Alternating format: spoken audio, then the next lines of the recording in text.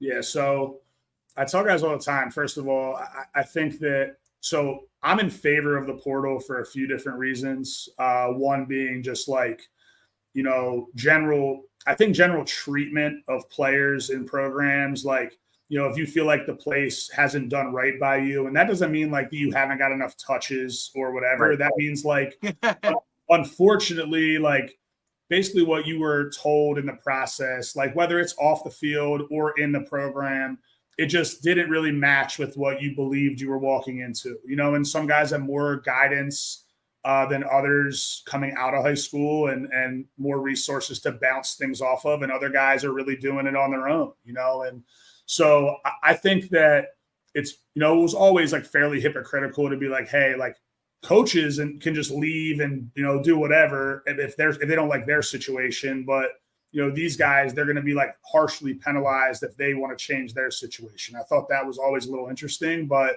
I will say that I think there's a really big correlation right now between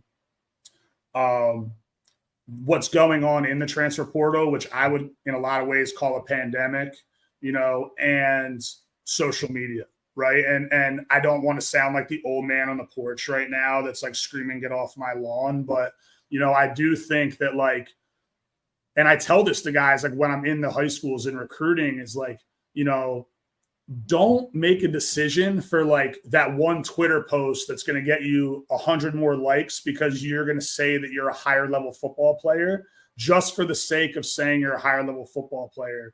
And then 6 months from now, you're calling me again, and here we go into that vicious cycle. And I don't know what the number is today, but I know that there's like thousands of guys that our names are in the portal that will never play college football ever again.